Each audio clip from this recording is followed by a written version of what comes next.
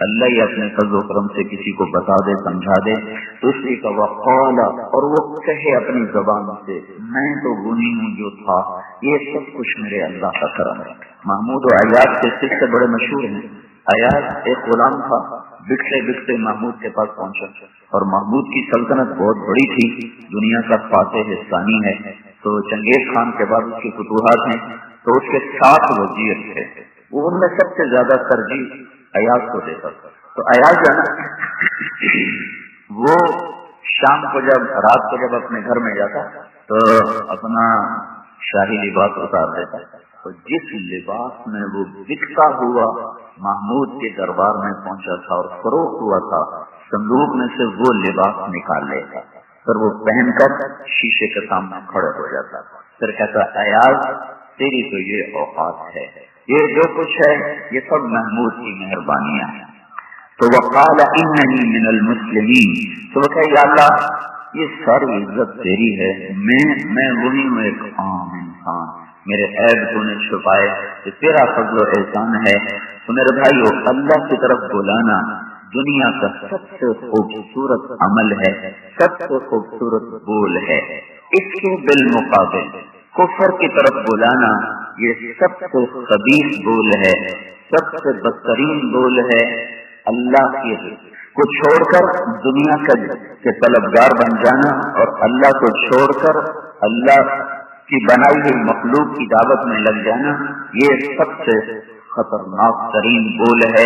یہ بول کر وہ مر گیا تو ان اللہ لا یغفر ان یشرک بہ، اللہ کہتا میں شرک معاف نہیں کروں گا، بس جسے چاہوں معاف کر دوں۔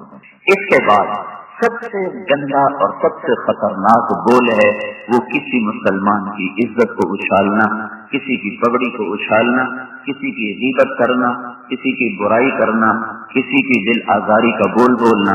کفر کے بول کے بعد ظاہر ہے کلمہ کفر شرک وہ تو سب سے بڑا گناہ ہے، لیکن کلمہ کفر کے بعد، کلمہ شرک کے بعد جو سب سے خبیث اور سب سے بدترین بول ہے وہ اس زبان سے نکلا ہوا وہ بول ہے جو کسی مسلمان کے دل کو توڑ دے، جو کسی کی دل آزاری کر دے، جو کسی کے دل کو دکھا دے، جو کسی کی عزت کو گھٹا دے، جو کسی کا عیب اچھال دے، جو کسی کی پگڑی اچھال دے، جو کسی کو ننگا کر دے، یہ اللہ کے دربار میں سب سے غلیظ بول ہے۔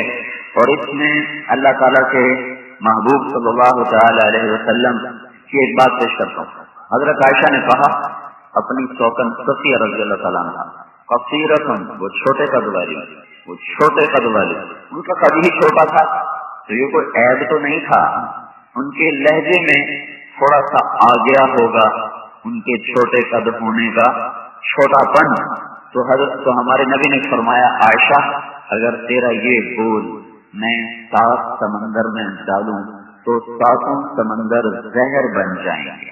کہنے والی ہے عائشہ اللہ کے نبی کی سب سے محبوب بیوی، وہ بیوی جن کے سینے پر سر رکھ کر آپ دنیا سے رخصت ہوئے، جن کے حجرے میں آپ دفن ہوئے، جن کے نکاح کا پیغام جبریل لے کر آئے، کہ وہ خاتون ہے قصیرتن، قصیر وہ چھوٹے قد والی۔ اتنے لفظ پر آپ نے فرمایا کہ عائشہ یہ بول اگر 7 سمندروں میں ڈالوں تو 7 سمندر زہر بن جائیں گے۔ دعوت سب سے عظیم بول ہے، غیبت کفر کے بعد سب سے بدترین بول ہے۔ کسی کی برائی اور کسی کی پر تنقید اور کسی پر تبصرہ، یہ وہ راستہ ہے جس سے شیطان آ کر نیک لوگوں کی نیکیوں کو اچک رہا ہے۔ بڑے آرام سے لوگ کہتے ہیں اللہ کا شکر ہے ہم شراب نہیں پیتے ہیں، زنا نہیں کرتے ہیں، سود نہیں کھاتے ہیں، 5 وقت نماز پڑھتے ہیں، حج کے وقت زکات دیتے ہیں، اور ہم کیا کریں؟ میں ایک بتا رہا ہوں کیا کریں۔ صبح سے لے کر شام تک اپنے بول لکھتے رہو، ایک دن کے بول لکھ لو، شام کو بیٹھ کے پڑھ لو تو تمہیں پتہ چلے گا کہ جو کچھ تم نے نیکیاں کمائی ہیں تمہارے اپنے بولوں نے ان کو آگ لگا دی ہو۔ یہ 100 میں 100 کا معاملہ بتا رہا ہوں۔ कोई लाखों में एक नजर आता है जो अपनी जबान के बोलने में एहतियात करता है, वरना क्या नेक, क्या बद, क्या आलिम, क्या तबलीग वाला, क्या जिक्र वाला, क्या तालीम वाला, क्या तस्नीफ वाला, क्या पहली सब का नमाजी, क्या हर साल उम्रे करने वाले, हज करने वाले, जिक्र करने वाली औरतें, तस्बीह पढ़ने वाली औरतें, पर्दादार औरतें, लेकिन जबान ऐसी नागन है कि एक दफा जब दसती है तो मौत के बाद भी हड्डियों से उसका दर्द नहीं निकलता है। और बोल कितना असर करता है। हाँ, बोल का असर अल्लाह ताला के महबूब सल्लल्लाहु अलैहि वसल्लम से बढ़कर तो कोई हस्ती नहीं। मैं उन्हीं की बातें आपको बताता हूँ। आपको ताइफ में पत्थर पड़े, इतने के 3 मील आपको भागना पड़ा, फिर बेहोश होके गिर गए, फिर आप बैठ के रोए, तो जब अल्लाह को की गैरत को जोश आया और फरिश्ता भेजा का हुक्म दो, तीस लूं का नहीं, ये न सही तो अगले से। और ताइफ का वफद जब ईमान लाने के लिए मस्जिद नबवी में आया तो आपने उनका इस्तकबाल किया, उनके खेमे मस्जिद में लगाए और रात को उनके पास जाकर मुस्तकिल टाइम देते थे और बैठते थे उनके पास, इतना उनका इस्तकबाल किया है। पत्थर खाए, अपनी जात पर सदमाया। वैसी हजरत हमजा का कातिल है, चचा का सदमा देखा, भाई भी थे, दूध दिया था सुहैबा रज़ियल्लाहु अन्हा का दोनों, हम उमर भी थे, चचा भतीजा भी थे। और इनके ईमान लाने पर पहली दफा मुसलमानों ने मक्का हरम में जाकर नमाज पढ़ी, ऐसा रोक था। उनकी शहादत पर आप इतना रोए हैं कि आपकी हिचकियां लग गई। और अल्लाह ने आसमान से फरिश्ता उतारा जिब्रील और आकर कहा कि या रसूल अल्लाह, अल्लाह ताला फरमा रहे हैं आप न रोएं, हमने अर्श पर लिखा है हमजा असदुल्लाह व असद रसूलिही, हमजा अल्लाह और उसके रसूल का शेर है। इस चचा का कातिल, उससे कितना सदमा पहुंचा होगा। जब आप मक्का फतह हुआ तो 17 आदमी, जिनमें तो 13 मर्द हैं, 4 औरतें हैं, आपने फरमाया जहां मिले इनको कत्ल कर दिया जाए। उनमें से 3 कत्ल हो गए, 2 नामालूम गायब हो गए और बाकी जो 12 थे उनको अल्लाह ने ईमान की दौलत नसीब फरमा दी, गायब हो गए। इनमें एक वाशी भी है, ये भाग के ताइफ चले गए। इनको किसी ने कहा तू कलमा पढ़ ले तेरी जान बच जाएगी। ये वहां से आए और हमारे नबी मस्जिद में बैठे थे, उनके सामने एकदम कलमा जो पढ़ा तो अब ऐसे घबरा के आपने ऊपर देखा, यूं देखा तो आगे वैश्य, आपने नहीं पहचाना, सहाबा ने पहचाना, उन्हें एकदम शोर मचा कि ये वैश्य है, हमें इजाजत हो तो कत्ल कर दें। तो हमने कहा नहीं, छोड़ दो, एक आदमी का कलमा पढ़ लेना मुझे 1000 काफरों को कत्ल करने से ज्यादा महबूब है। ठीक हो गया। ये 2 वाक़े मैंने आपके सामने पेश किए। एक से आपको जाती तौर पर तकलीफ पहुंची है, पत्थर, दूसरे से वो दर्द पहुंचा है कि आपका बाजू काट दिया। महबूब 70 दफा नमाज जनाजा पढ़ी हमजा पर, दुनिया की वाहिद मैयत है जिस पर 70 दफा जनाजा पढ़ा गया। हजरत हमजा रज़ियल्लाहु तआला अन्हु का जनाजा 70 दफा पढ़ा। 70 शहीद थे ना, तो उनके जनाजे आते थे, आप उन पर पढ़ते थे, हमजा का जनाजा पड़ा रहता था, बाकी जनाजे उठा दिए जाते। आप मक्के में हैं, आपको कुरैश ने बुलाया कि हम तुमसे बात करना चाहते हैं। उन्होंने बात की, कहने लगे अगर तू बादशाही चाहता है तुझे देने को तैयार है, चौधराहट चाहता है तुझे देने को तैयार है, पैसे चाहता है देने को तैयार है, तू बीमार हो गया है तेरा इलाज करने को तैयार है, ये काम छोड़ दो। नहीं, मैं इसके लिए नहीं आया, मैं अल्लाह का पैगाम सुना रहा हूँ, मानोगे तुम्हारा फायदा, नहीं मानोगे इंतजार करो। तो उनका अच्छा अगर तू ये नहीं मानता है तो मक्के के पहाड़ हटवा दे, नहरें चलवा दे, चश्मे बहा दे, सरसब्ज बना दे तो हम तेरी मान लेंगे। और हमारे बाप दादा में सबको सही को जिंदा करके ले आया, वो सही आकर कहे, वो बड़ा जिम्मेदार आदमी था कि तू नबी है तो हम तेरी मान लेंगे। आपने कहा मैं इसके लिए नहीं आया। कहने अच्छा तो ये नहीं मानता है तो फिर चलो तू हमारी तरह बाजार में जाकर सौदा खरीदता है, हमारी तरह मेहनत मजदूरी करता है, तो तू अपने लिए सोने चांदी का घर बनवा और अपने लिए फरिश्ते उतरवा और खूबसूरत बादशाही का माहौल कायम कर, फिर हम कहेंगे वाकई तू ठीक है, तब मैं इसके लिए नहीं आया।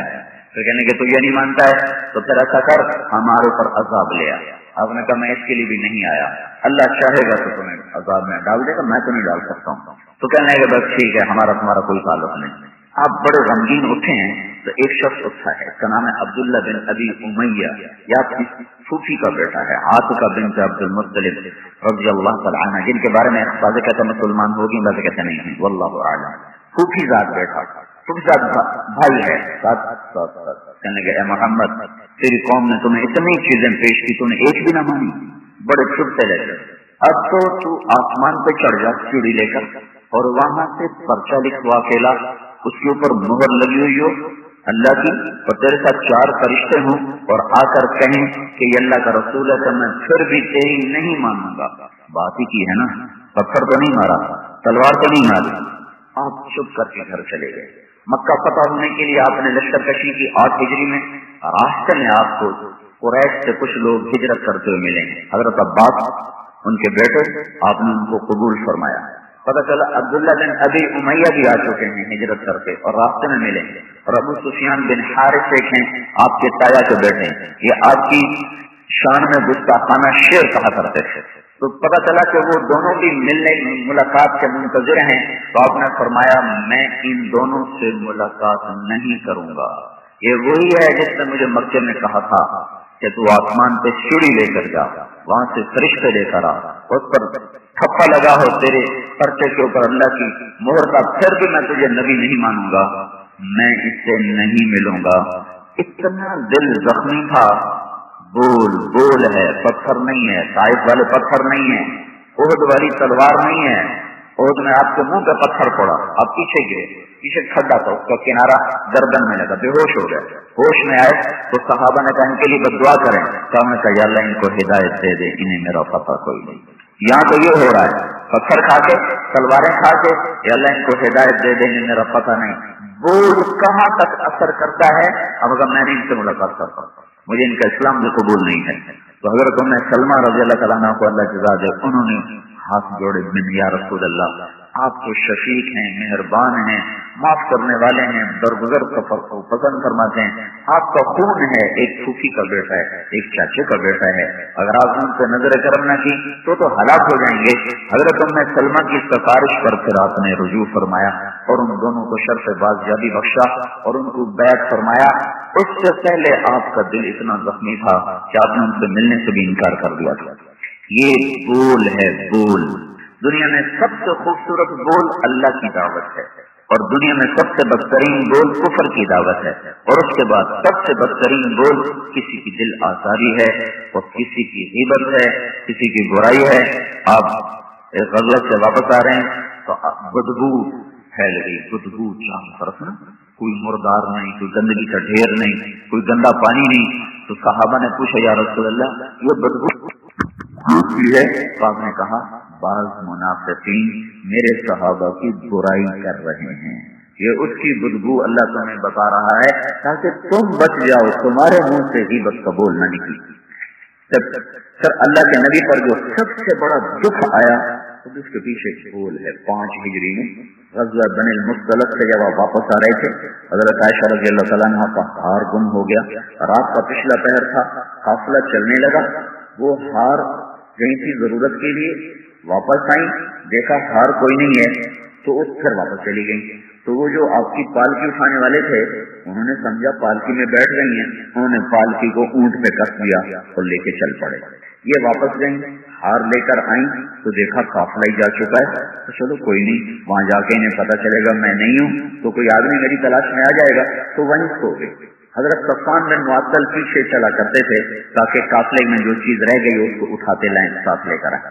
انہوں نے جب قریب پہنچ کر دیکھا تو حضرت عائشہ کو پہچان لیا، ابھی قریب ہی میں پردے کا حکم نازل ہوا تھا، 5 ہجری میں ہی پردے کا حکم نازل ہوا ہے، تو انہوں نے کہا انا للہ و انا الیہ راجعون، زور سے پڑھ اٹھ کے بیٹھ گئے، تو انہوں نے اپنا اونٹ پیش کیا، خود پیچھے ہو گئے، وہ اونٹ پر بیٹھے اور حضرت صفوان ان کو لے کر قافلے میں پہنچے۔ اس وقت کوئی دوپہر کا وقت ہو رہا تھا، جو ہی یہ قافلے میں پہنچے ہیں تو عبداللہ بن ابی وہ بکواس کرنے لگا، یہ تو کوئی آپس میں تعلق ہے، اس بول کو ہوا دی ہوا دی ہوا دی۔ مدینہ پہنچتے پہنچتے آگ لگ گئی، آگ، اور مدینہ پہنچ کے حضرت عائشہ بیمار ہو گئی۔ بیماروں تو باہر ملنا جلنا ختم ہو گیا تو پتہ بھی نہیں باہر کیا ہو رہا ہے، لیکن اس بول کا اثر بتا رہا ہوں کہ اللہ اوپر سے وحی آنا بند، ادھر سے مدینے میں ہوا گردش کر رہی ہے، یہ بولا وہ بول کوئی پتہ بھی ہے تو صفوان اور عائشہ کے بارے میں کیا باتیں چل رہی ہیں، اس طرح کھلم کھلا باتیں ہونے لگی کہ اللہ کے نبی کا سینہ پھٹنے لگا. لیکن بول کا اثر ہے کہ آپ حضرت عائشہ فرماتی ہیں میں نے دیکھا کہ آپ کا رویہ بدل گیا. میں بیمار ہوتی تھی تو میرے سرانے آتے تھے، میرا حال پوچھتے تھے. اب میں بیمار تھی تو اندر آتے اور دوسروں سے پوچھتے اس کا کیا حال ہے، اس کا کیا حال ہے. کئی بات میرے دل کو کھا جاتی کہ چکر کیا ہے. تو جب میں بہت زیادہ میرا دل خراب ہوا تو میں نے کہا میں ماں باپ کے گھر جاتی ہوں، میں پتہ کرتی ہوں چکر کیا. اللہ کے نبی بتاتے بھی نہیں ہیں اور رویہ بھی بدلا ہوا ہے. تو میں نے کہا میں ماں باپ کے گھر جانا چاہتی ہوں. تو فرمایا چلی جاؤ. کیسے مجھے اور صدمہ ہوا کہ پہلے جب میں پوچھتی تھی ماں باپ کے گھر جاؤں تو کہتے ابھی نہ جاؤ، کل چلی جانا، پرسوں چلی جانا. اب فوراً کا چلی جاؤ. مجھے اور غم ہوا. میں گھر آئی تو میں نے اپنی ماں سے تو بات ہوئی نہیں. رات کو گئی ہیں باہر تقاضے کے لیے تو مصطح حضرت ابوبکر کے خالہ زاد بھائی ہیں، ان کی ماں ساتھ ہیں. اس سارے قصے میں تین مسلمان بھی شریک ہو گئے، باقی خاموش تھے. لیکن منافق اور تین سچے مسلمان اپنے بھول بن میں یا اللہ نے ہمیں پورا قانون دینا تھا. ایک حسان بن ثابت، ایک مصطح بن عفان الفال اور ایک حمنہ بنت جاش، ایک عورت دو مرد. جب یہ تقاضے سے واپس آ رہی ہیں تو حضرت مصطح کی والدہ کو ٹھوکر لگی تو انہوں نے کہا ہلاک ہو جائے مصطح، ہلاک ہو جائے مصطح. تو حضرت عائشہ کہنے لگی کیا کر رہی ہو، بد دعا دے رہی ہو. ایک تیرا بیٹا، دوسرا جنگ بدر کا شریف، جنگ بدر کے صحابہ تو سارے صحابہ میں سب سے افضل صحابہ ہیں. تو کہنے لگی بیٹی تجھے پتہ بھی ہے تیرے بارے میں مصطح کیا کیا پھر رہا ہے، کیا کیا پھر رہا ہے. کہا وہ یہ باتیں کر رہے ہیں تیرے اور صفوان کے بارے میں. حضرت عائشہ فرمانے لگی اس وقت مجھے یوں لگا جیسے میں مر جاؤں گی اور میرا جی چاہا تو میں کنویں میں چھلانگ لگا کے جان کی باقی حال. میں واپس آئی تو میں نے اپنی ماں سے پوچھا کہ یہ کیا باتیں ہیں جو چل رہی ہیں. وہ کہنے لگی بیٹی کوئی بات نہیں، ایسی باتیں ہو ہی جاتی ہیں، صبر کرو. تو میں چیخنے لگی کہ مجھے بتایا کیوں نہیں، 1 مہینہ گزرے گا مجھے بتایا کیوں نہیں. تو جب میں زور زور سے روئی تو ابوبکر رضی اللہ عنہ اوپر قرآن پڑھ رہے تھے، اوپر سے نیچے آ گئے. کہنے کہ کیا ہوا؟ تو ام رومان نے کہا اس کو قصے کا پتہ چل گیا ہے جس کی وجہ سے رو رہی ہے. تو حضرت ابوبکر صدیق بھی بیٹھ کے رونے لگے. تینوں ماں بیٹی اور باپ بیٹھ کے رو رہے ہیں اور وہی بند ہے اور مدینے میں آگ ہے. اور یہ وحی کی بندش اس لیے ہے کہ آنے والی نسلوں کو بتایا جا سکے کہ زبان کے بول میں کتنی غلاظت ہے اگر یہ غلط ہو جائے، اور اس سے بچنا کتنا ضروری ہے. نیکیوں کا فخر مار دیتا ہے. نیک لوگ بڑے جری ہوتے ہیں اوروں پر تبصرہ کرنے میں. بروں سے تو توقع ہی بری ہے نا، لیکن نیک لوگوں کو جو شیطان مار دیتا ہے وہ اوروں کی برائی پکڑنے میں بڑے دلیر ہوتے ہیں، اوروں کی برائیوں کو اچھالنے میں بڑے جری ہوتے ہیں اور اپنی نیکیوں کو خود آگ لگا دیتے ہیں. آپ نے حضرت اسامہ کو بلایا، اندازہ لگاؤ کیا صورتحال میں. آپ نے حضرت اسامہ کو بلایا کہ عائشہ کے بارے میں تیری کیا رائے ہے. یا رسول اللہ نے آپ کو نکاح کا پیغام دیا تھا، آپ نے تو نہیں دیا. جن کو اللہ نے آپ کے لیے منتخب کیا ہو بھلا وہ بھی عیبدار ہو سکتے. پھر آپ نے حضرت علی کو بلایا، تیری عائشہ کے بارے میں کیا رائے ہے. یا رسول اللہ آپ ان کی خادمہ سے پوچھ لیں، بریرہ سے، وہ آپ کو صحیح بتائیں گے. پھر آپ نے حضرت بریرہ کو بلایا، ان سے فرمایا تو گواہی دیتی ہے میں اللہ کا رسول ہوں. کہا ہاں جی میں گواہی دیتا ہوں آپ اللہ کا رسول ہے. تو مجھے عائشہ کے بارے میں سچ سچ بتا. یا رسول اللہ میں نے کوئی عیب نہیں دیکھا سوائے اس کے کہ آٹا گونتے گونتے سو جاتی ہے تو بکری آ کے آٹے میں سے منہ مار لیتی ہے، اس کے سوا میں نے کوئی عیب نہیں دیکھا. یہ سن کر پھر آپ تشریف لائے مسجد میں، منبر پر آئے اور فرمایا لوگوں کچھ لوگ ہیں جنہوں نے مجھے میرے گھر والوں کے بارے میں بڑا دکھ دیا ہے. اوہو اتنے ظرف ہیں عالی کہ نام پھر بھی نہیں لیا کہ عبداللہ بن ابی مجھے تنگ کر رہا ہے، نام نہیں لیا. ویسے ہی فرمایا کچھ لوگ تو سعد بن معاذ کھڑے ہو گئے کہ یا رسول اللہ اگر وہ اوس میں سے ہے ہمیں حکم دے، ہمیں سے قتل کریں گے. اگر وہ خزرج میں سے ہے تو ہمیں حکم دے، ہم اس کو بھی سر اڑائیں گے. تو سعد بن عبادہ کھڑے ہو گئے. تمہیں پتا ہے وہ خزرج میں سے ہے، تم اس لیے بڑھ بڑھ کے بول رہے ہو، تم کبھی اس کے قتل نہیں کر سکتے. تو اسید بن حذیر کھڑے ہو گئے، تو بھی منافق ہو گیا، تو منافقوں کا ساتھ دیتا ہے. تو یہ خیال نہیں ہے یہ بڑے بڑے صحابہ اللہ کے نبی کے سامنے آپس میں تلخ کلام تکرار اور تلواریں نکل آئیں. مسجد کے اندر لڑائی ہونے لگی تھی، اس کے پیچھے ایک زبان کا بول چل رہا ہے، ہاتھ جوڑتا ہوں بچو بچو بچو بچو، اوروں پر تبصرے تنقید اور غیبت سے بچو ورنہ قیامت کے دن خالی اٹھو گے، کچھ ہاتھ میں نہ ہوگا. ساری تبلیغ بھی اور لے جائیں گے، سارا علم بھی اور لے جائیں گے، سارا ذکر تلاوت تہجد حج عمرے سب اور لے جائیں گے، اور تم خالی کھڑے ہو گے، خالی ہاتھ فقیر بن کے جہنم میں جاؤ گے۔ تو پھر آپ عائشہ فرماتی ہیں میرا رو رو کے برا حال، کھانا بھی چھوڑ دیا، پینا بھی چھوڑ دیا۔ میرے باپ کہنے لگے یہ تو مر جائے گی، اس کو تو مر جائے گی، یہ رو رو کے مر جائے گی۔ رات گزر گئی، اگلا دن ہوا تو اللہ کے نبی تشریف لائے اور آ کر کمرے میں بیٹھے اور فرمایا کہ عائشہ اگر تو سچی ہے تو اللہ تعالیٰ تیری سچائی کا خود اعلان کرے گا، اور اگر تجھ سے گناہ ہوا ہے تو تو توبہ کر لے، اللہ توبہ کرنے پر معاف کر دے۔ کس جگر سے آپ نے یہ بات کہی ہوگی؟ اس میں ایک اور کتنا بڑا سبق ہے۔ لوگ خالی شک پر بیویوں کو قتل کر دیتے، شک پر، شک پڑا اور اپنے بیٹوں کو قتل نہیں کرتے، بیٹیوں کو قتل کر دیتے۔ جب سے بیٹا جوان ہے زنا کر رہا ہے، پتہ ہے، اس کو چھپاتے رہتے ہیں، بیٹی سے عیب ہو جائے اس کو قتل کر دیتے ہیں۔ کتنی بڑے ظرف کی بات ہے۔ اللہ کا نبی کہہ رہا عائشہ اگر گناہ ہوا ہے تو توبہ کر لے، اللہ معاف کر دے۔ تو حضرت عائشہ اٹھ کے بیٹھ گئے کہ میرے آنکھوں خشک ہو۔ میں نے اپنے باپ سے کہا جواب دو، کہنے کہ میں تو کچھ نہیں کہہ سکتا۔ پھر میں نے ماں سے کہا تو جواب دو، کہ میں تو کچھ نہیں کہہ سکتا۔ پھر فرمایا اچھا میں خود جواب دیتی، اگر میں یہ کہوں میں سچی ہوں تو تم مانو گے نہیں، اور اگر میں کہوں میں نے کیا ہے تو میں اپنے اوپر بہتان خود لے لوں، یہ کیسے ہو سکتا ہے؟ میں اس وقت وہی کہوں گی جو کہا تھا۔ فرمانے لگی مجھے اس موقع پر حضرت یعقوب علیہ السلام کا نام بھول گیا غم کی وجہ سے۔ میں نے کہا جو یوسف کے باپ نے کہا تھا میں وہی کہوں گی، فصبر جمیل واللہ المستعان علی ما تصفون۔ میرا صبر ہے اور میرا اللہ ہی میرا وارث ہے، وہی میرے لیے کرے گا جو کرے گا۔ اور تم یہ کہہ کر میں منہ موڑ کے دیوار کی طرف منہ کر کے میں لیٹ گئی۔ اللہ کے نبی وہاں سے اٹھے بھی نہیں تھے کہ ایک دم آپ سے وہی اترنا شروع ہو گئی۔ وہی کو اترتا دیکھ کر ابو بکر اور حضرت ام رومان ایسے کانپنے لگے جیسے پتا خشک پتا ہوا کے زور پر کانپتا، اس طرح لرز رہے تھے اور لگتا تھا کہ یہ مر جائیں گے۔ ان کے رنگ پیلے اور نیلے ہو گئے کہ ان کو خبر نہیں تھی کہ اب کیا وحی آ رہی ہے، ہماری بیٹی کے بارے میں کیا ہو رہا ہے۔ حضرت عائشہ فرمانے لگی مجھے یہ خیال نہیں تھا کہ میرے لیے اللہ قرآن اتارے گا، مجھے خیال تھا کہ جبریل آ کے کہہ دے گا یہ سب غلط ہے۔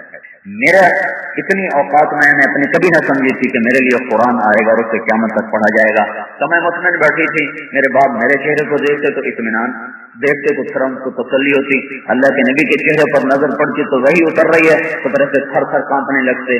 تو جب وہی ختم ہوئی اور آپ نے پسینہ پہنچا، 16 آیات 10 تو خاص طور پر 6 اضافی طور پر 16 آیات پر مشتمل مضمون حضرت عائشہ کی پاک دامنی کے لیے اتارا گیا۔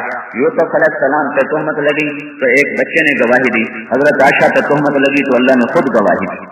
عائشہ مبارک ہو، اللہ تیری گواہی کے لیے خود آ گیا ہے۔ تو اس وقت حضرت ام رومان نے کہا بیٹی اٹھو اور اللہ کے نبی کا شکریہ ادا کرو۔ تو میں ان کا شکریہ ادا نہیں کروں گی، میں ان کا کروں گی جس نے آسمانوں سے میری گواہی دی، میں اس کا شکر ادا کروں گا۔ پھر ابو بکر اٹھے اور اپنی بیٹی کا بوسہ لیا۔ تو اس وقت حضرت عائشہ کہنے لگی تو نے بھی میری طرف سے صفائی پیش نہیں۔ ابا کہنے لگے اللہ اکبر، کیا ابو بکر ہے، ایو سماء تظلنی وایو ارض تقلنی ان اقل ما لم اعلم۔ بیٹی کون سی زمین مجھے اٹھاتی اور کون سا آسمان مجھے سایہ دیتا اگر میں بغیر تحقیق کے بول دیتا۔ اس سارے 1 مہینے میں ابو بکر کا صبر دیدنی ہے، صرف ایک جملہ نکلا پورے مہینے میں، ایک جملہ کہ یہ بات تو کبھی زمانہ کفر میں ہم سے نہ ہوئی، اسلام کے بعد کیسے ہو سکتی؟ بچو بچو، ناگن ہے جو 32 دانتوں میں بیٹھی ہوئی ہے، ناگن ہے، اس کا ڈکا ہوا موت کے بعد بھی تڑپتا رہتا ہے۔ اپنا دین بچانا ہے، اپنی زبان بچاؤ، کہیں علم کا غرور نہ آ جائے، کہیں تبلیغ کا غرور نہ آ جائے، کہیں ذکر و تلاوت و خطابت کا غرور نہ آ جائے، کہیں حج عمرے اور پردہ، ہم بڑی پردہ دار عورتیں ہیں، ہمارا بال بھی کبھی کسی نے نہیں دیکھا، اللہ مبارک کرے، اللہ ایسا پردہ ہر عورت کو دے۔ زبان بھی سنبھال لو، کس نے بہتوں کو ڈس لیا ہے اور یہ لوٹ کے پھر خود مجھے ڈسے گی۔ آج تو میں اوروں کو ڈستا پھر رہا ہوں، یہی لوٹ کے پھر مجھے ڈسے گی جب میں قیامت کے دن دیکھوں گا یہ میری نمازیں لے گیا، یہ میری تبلیغ لے گیا، یہ میری سب کچھ ہی لٹ گیا۔ اور ابھی لوگوں کے زخم بھرنے باقی تھے تو اگر ان کی گندگیاں میرے اوپر پڑتی گئیں اپنی نیکی اوروں کو دے کر، اوروں کے گناہ اپنے ذمہ لے کر جا کے جہنم کی وادیوں میں تڑپنا شروع کیا. یہ اس ایک زبان کا ثمرہ ہے. تو بھائیو، سب سے خوبصورت بول بھی زبان سے نکلتا ہے، تبلیغ سے خوبصورت بول کوئی نہیں. اور اپنے دین کو عظیم اور قیمتی بنانا ہے، دعوت کے کام کو اپنی زندگی کا کام بناؤ، اور پھر اس کی اگر حفاظت کرنی ہے، اپنے دین کو بچانا ہے، تو غیبت کے بول سے بچو، اوروں کی دل آزاری کے بول سے بچو. کیسے دیوانے ہیں جو سب سے بڑی حماقت کو اپنی صفت بتا کے بیان کرتے ہیں. میں منافق نہیں ہوں، میں منہ پہ کہہ دیتا ہوں میں منافق نہیں ہوں، میں اگلے کے منہ پہ اس کو سنا دیتا ہوں. یہ منافقت سے بھی آگے کی چیز ہے. یہ منافقت سے بھی آگے کی چیز ہے کہ کسی مسلمان کے منہ پہ اس کو بے عزت کر دینا. تو اپنا دین بچانا ہے، اسے بچاؤ، اس زبان کو روکو. یوں اللہ کے نبی نے پکڑ کر کہا تھا سب کو، ایسے دیکھ رہے مجھے، ایسے پکڑ کر اس کی حفاظت کرو، اس کی حفاظت کرو. تو پھر تھوڑا سا دین بھی کافی ہو جائے گا، پھر تھوڑا سا عمل بھی کافی ہو جائے گا. ورنہ نیکیوں کے پہاڑ ایک بول سے اڑا کر رکھا. کتنا بڑا پہاڑ ہوتا ہے، کتنا سا بم ہوتا ہے جس کو زیر و زبر کر دے. ایک دھماکہ ہوتا ہے، پہاڑ لرز کے رہ جاتے ہیں، یوں ریزہ ریزہ ہو کر فضا میں بکھر جاتے ہیں. اتنا سا بم ہوتا ہے، اتنے بڑے پہاڑ ہوتے ہیں. ایسے ہی بڑے بڑے نیکیوں کے ہمالیہ پہاڑ ہوں گے، اور پیچھے زبان کے چھوٹے چھوٹے بول ہوں گے جو ان کو بم مار کے اڑا رہے ہوں گے. اور میں اپنی نیکیوں کو خود ہلاک ہوتے دیکھ رہا ہوں گا، میرا سرمایہ لٹ رہا ہوگا، اور میں نے اپنے ہاتھوں سے سب کچھ کیا ہوگا، اور پھر اوروں کے بوجھ اٹھا کر میں جہنم میں چلا جاؤں گا. اپنے آپ کو روک کے رکھو بھائی. اس زبان پر قابو پا کے چلنا سیکھ لو. جو یہ سیکھ لے گا اس کا دین سلامت. جس نے اس زبان کو آزاد کر دیا اس کا نہ دین سلامت رہے گا نہ دنیا سلامت رہے گی. سب سے زیادہ دکھ پایا اللہ کے نبی نے اس زبان سے بول کر، اور اللہ نے اس پر 16 آیات اتارے. ان الذين جاءوا بالافك عصبة منكم لا تحسبوه شرا لكم بل هو خير لكم لكل امرئ منهم ما اكتسب من الاثم.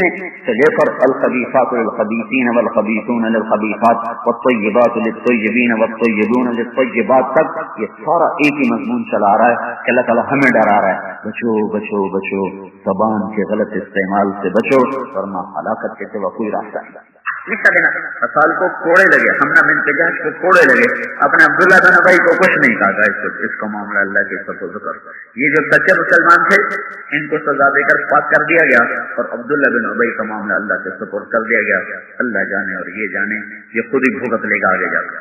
بھائیو، اپنے زبان پر نگاہ رکھو، کہیں یہ پھسل نہ جائے، کہیں بگڑ نہ جائے. اللہ تعالیٰ مدد کرے. ہر قسم کے علماء کی تقریریں فصل على سيدنا ومولانا محمد كما أنت أهله وافعل بنا ما أنت أهله إنك أهل التقوى وأهل المغفرة. ربنا آتنا في الدنيا حسنة وفي الآخرة حسنة وقنا عذاب النار. ربنا هب لنا من أزواجنا وذرياتنا قرة أعين واجعلنا للمتقين إماما. اللهم اشفنا بشفائك وداونا بدوائك واعصمنا من الوهن والأمراض والأوجاع. اللهم إنا نسألك الصحة والسلامة والعفو والعافية في الدنيا والآخرة ونعوذ بك من سيء الأسقام. اللهم اشفنا واشف مرضانا، اللهم اشفنا واشف مرضانا. اللهم لا شفاء إلا شفاؤك. اللهم إنا نسألك من خير ما تعلم ونعوذ بك من شر ما تعلم ونستغفرك لما تعلم إنك علام الغيوب. یا اللہ تو ہمارے زبان کی غلطیوں کو معاف فرما. یا اللہ ہماری آنکھوں کی غلطیوں کو معاف فرما، ہمارے کانوں کی غلطیوں کو معاف فرما، ہاتھ پاؤں کی، دل دماغ کی غلطیوں کو معاف فرما. ہمارے جسم سے جس عذر سے جو تیری نافرمانی کے کام ہوئے اپنے فضل و کرم سے معاف فرما. ہم تجھے حساب نہیں دے سکتے، ہمارے ساتھ خصوصی رحمت کا شفقت کا معاملہ فرما. ہم کمزور ایمان والے ہیں یا اللہ، اور کمزور بچے پہ ماں باپ کی شفقت زیادہ ہوتی ہے. ہم کمزور ایمان والے ہیں، ہم پہ اپنی رحمت اور شفقت کو زیادہ فرما. یا اللہ سر سے لے کر پاؤں تک سارے وجود میں اپنی محبت کو بھر دے، اپنے محبوب کی محبت کو بھر دے، پوری امت کے لیے خیر کے دروازے کھول دے، شر کے دروازے بند فرما دے۔ اے مولا، جو غلط بول ہماری زبانوں پہ چلے ہوئے ہیں، اوروں کی پگڑیاں اچھالنے میں ہم لگے ہوئے ہیں، ہمیں اس سے توبہ کی توفیق دے دے یا اللہ۔ یا اللہ، ہمارے پاس تو پہلے ہی نیکیاں کوئی نہیں ہیں، قیامت کے دن ہماری زبان ہی سب کچھ لٹوا کے ہمیں ننگا کر دے۔ ہمیں اس ننگے پن سے محفوظ فرما، ہمیں اس ذلت سے محفوظ فرما، ہمیں وہ بول عطا فرما جو تجھے پسند ہیں، وہ بول عطا فرما جس کی تو خود تعریف فرماتا ہے۔ ہمیں اپنی طرف بلانے والا بنا دے، آخرت کی طرف بلانے والا بنا دے، اپنے محبوب کی طرف بلانے والا بنا دے، ساری امت کو اپنا بھولا ہوا سبق یاد دلا دے یا اللہ۔ تو نے ہمیں بھیجا تھا تیرے کام کو، تیرے نام کو دنیا میں زندہ کرتے، ہم نے تجھے بھی بھلایا، تیرے کام کو بھی بھلایا، اور نفس و شیطان کے پجاری بن کر اپنے پر ظلم کیا۔ اس وقت چاروں طرف سے ہم میرے مولا ذلیل ہو چکے ہیں، پٹ چکے ہیں، اور جیسے ٹھوکریں کھا کھا کھا کے یا اللہ، اور جیسے در بدر کی ٹھوکریں کھا کھا کے کوئی شکستہ مسافر اور کوئی ٹوٹے دل والا تیری چوکٹ پہ آ کے گرتا ہے، اس کے سارے سہارے سب ٹوٹ چکے ہوتے ہیں، تو آخری پناہ گاہ ہوتا ہے، تو آخری سہارا ہوتا ہے یا اللہ۔ ہم بھی تجھے آخری امید سمجھ کر، آخری پناہ گاہ سمجھ کے تیرے در پر آئے ہیں میرے مولا۔ تیرے محبوب کی امت کا کارواں تھک چکا ہے، چل چل کے فنا ہو چکا ہے، عزتیں بھی نیلام ہو گئی، ملک بھی ہاتھ سے گئے، دین بھی گیا، دنیا بھی گئی، سب کچھ ہی چلا گیا ہے یا اللہ۔ اب تو رحم کا دروازہ کھول دے یا اللہ، اب تو کرم کا دروازہ کھول دے یا اللہ۔ یہ نیا سال شروع ہو گیا ہے، یہ سال تو امت کی عزت کا کر دے یا اللہ۔ ہر سال جب جاتا ہے تو اپنے ساتھ لاکھوں کروڑوں غم کی کہانیاں اور اتنے نوحے اور اتنی بربادیاں لے کے جاتا ہے۔ ہم اس آس میں ہوتے ہیں کہ اگلا سال آئے گا، شاید تیری رحمت کا در کھلے گا، تیرے مدد کے دروازے کھلیں گے اور تیرے محبوب کی امت کو چین نصیب ہوگا۔ لیکن پھر وہ سال بھی گزر جاتا ہے میرے مولا، اور ہم پھر نا امیدی کے اندھیروں میں گم ہو جاتے ہیں۔ ایسے ہی ایک سال ہم نے گنوا دیا، کھو دیا یا اللہ۔ سارا سال امت تڑپتی رہی، اے کریم اللہ، اے مہربان اللہ، تو نے یا اللہ فیصلہ تو نے کرنا ہے۔ ہمیں نیچے والوں سے کوئی گلہ نہیں ہے، نہ ان پر کوئی امید ہے، نہ ان سے کوئی آس ہے، نہ ان سے ہمارے کوئی گلے ہیں۔ ہماری آس بھی تو ہے، ہماری امید بھی تو ہے، ہمارے دکھ درد بھی تیرے ہی آگے ہیں یا اللہ۔ تو یہ اندھیروں کو روشنیوں میں بدلتا ہے، تو ہی ننگے درختوں کو یا اللہ خوبصورت پیرہن پہناتا ہے، ان پر کلیاں شگوفے پھول لے کے آتا ہے۔ تیرے محبوب کی امت کے باغ میں خزاں تو صدیاں گزر گئی ہیں یا اللہ، کبھی کوئی بہار کا جھونکا آیا ہی کوئی نہیں۔ بہاریں ہم سے روٹھ گئی ہیں میرے مولا، روشنیاں ہم سے دور چلی گئی ہیں میرے مولا۔ تو کرم کر دے یا اللہ۔ تو مشرق سے روز سورج کو نکال کے زمین کو روشن کرتا ہے میرے مولا، اپنے محبوب کی امت کی رات پر بھی ہدایت کا سورج چمکا دے یا اللہ۔ انہیں باطل کے نروے سے نکال لے میرے مولا۔ بے بسی سے ہم کھڑک رہے ہیں، مرغی کے تڑپنے پر بھی لوگ تڑپتے ہیں، تو تیرے محبوب کی امت کے تو یا اللہ نسلیں کٹ گئی، لوگ الٹا خوش ہوتے ہیں میرے مولا۔ ہم تیرے سامنے اپنے گلے شکوے لے کر آئے ہیں، تو اپنے محبوب کی امت کا یہ سال عزت کا کر دے یا اللہ، فیصلہ ہی کر دے یا اللہ۔ انہیں حج کو آخر میں کیا، حج جمعے کا کیا، تیرے نبی کا حج بھی جمعے کا حج تھا، تو نے اس میں امت کی عزت کا فیصلہ کیا تھا۔ تو سارے عالم کا باطل ٹوٹ کر مدینے میں آ گیا تھا، چاروں طرف تیرا کلمہ زندہ ہو گیا تھا، عدل زندہ ہو گیا تھا، عزتیں بحال ہو گئی تھی، غریب بھی امن میں تھا، مالدار بھی امن میں تھا، جوان بیٹیاں بھی بے خوف و خطر تھی، اور بوڑھوں کو بھی امن تھا، مالدار بھی امن میں ہوا، فقیر بھی۔ اے رب کریم اللہ، تو نے اس سال بھی حج ہمیں جمعے کا دیا، سال کے آخر میں دیا۔ یہ سال تو میرے مولا اسلام کا سال کر دے یا اللہ۔ ساری دھرتی تو دیکھ زنا سے بھری پڑی ہے، شراب سے بھری پڑی ہے، ماں باپ کی فریادیں ہیں، اور جوان اولاد پتھر دل ہو چکی ہے، ماں باپ کا تڑپنا بھی انہیں نہیں تڑ پاتا میرے مولا۔ نوجوان بیٹیوں نے گھنگرو باندھے ہوئے ہیں، نوجوانوں کے ہاتھوں میں گٹار آئے ہوئے ہیں، شراب کی محفلیں سج گئی، موسیقی کی محفلیں سرعام ہو گئی. اے رب کریم اللہ، ہمارے گھر کو آگ لگی ہوئی ہے، ہم فریاد بھی نہیں کر سکتے، تو سن رہا ہے، تو کچھ کر دے. نیچے سے تو ہوتا بھی نہیں، جب بھی ہوتا ہے تیرے آسمانوں سے ہی فیصلے اترتے ہیں، تیرے فیصلوں سے زمین کے فیصلے بدلتے ہیں. زمین و آسمان کے شہنشاہ، تو ساری دنیا کا شہنشاہ ہے، سب کی گردنیں تیرے ہاتھ میں ہیں. تو جس کو چاہے جو کر دے، عزت داروں کو ذلیل کر دے، ذلیلوں کو عزت دے دے، طاقتوروں کو کمزور کر دے، کمزوروں کو قوی کر دے. تو نے ابابیلوں سے ہاتھیوں کو پٹوا دیا، تو نے عرب کے صحرائی انسانوں سے تو نے کیسر اور کسرا کی طاقتوں کو زیر و زبر کر دیا. پھر مولا تو نے ہوا سے قوم عاد کو اکھاڑ دیا، ایک فرشتے کی چیز سے قوم سمود کے تو نے کلیجے پھاڑ کے رکھ دیے. یا اللہ ایک پانی کی موج سے تو نے فرعون جیسوں کو عبرت کا نشان بنا دیا. میرے مولا تیری وہی طاقت، تیری وہی ہوا، تیرا پانی بھی وہی تیری ہوا. وہ رونے والے کوئی نہیں رہے جو تیرے عرش کے دروازے کھلوا سکتے، جو تیری مدد کو اتروا سکتے. اب ہم کیا کریں؟ کہاں سے وہ آنسو لائیں؟ کہاں سے وہ رونے والے رونے والیاں لائیں؟ ہماری عورتیں بانجھ ہو گئی ہیں، ان کی گود خالی ہو چکی ہے. قاتل پیدا ہو رہے ہیں، زانی پیدا ہو رہے ہیں، بدماش پیدا ہو رہے ہیں، چور اچکے ڈاکو پیدا ہو رہے ہیں. نہیں وہ پیدا ہو رہے جنہیں دیکھ کے تو خوش ہوتا تھا. مہربانی کر دے، گود بھی تو ہی ہری کرے گا. یا اللہ خزاں پہ بہار تو ہی لے کر آتا ہے. کسی میں طاقت ہے کہ گلاب کو رنگ دے دے، کسی میں طاقت ہے کہ چنبیلی میں مہک بھر دے، کسی میں طاقت ہے کہ پھلوں میں رس بھر دے. یہ سارے کام تو ہی کرتا ہے، ہر سال کرتا ہے، ہر موسم میں کرتا ہے. ہمارا موسم بڑا ہی لمبا چلا گیا، 2 صدیاں گزر گئی. میرے مولا اب تو اس قافلے کو منزل دے دے، اب تو اس کو سایہ دے دے.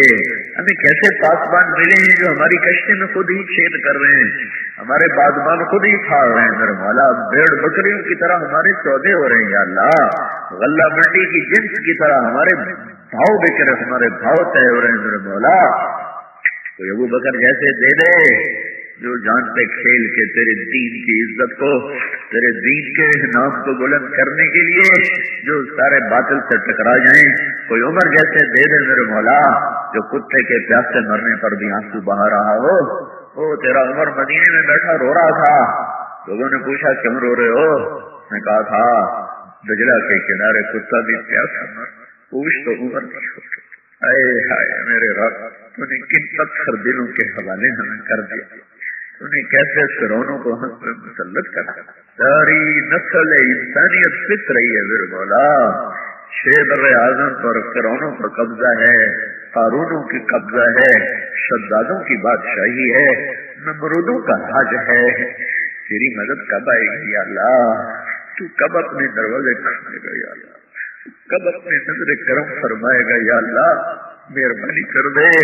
بلد رسید جانا تو بیا کے بھجنا مانا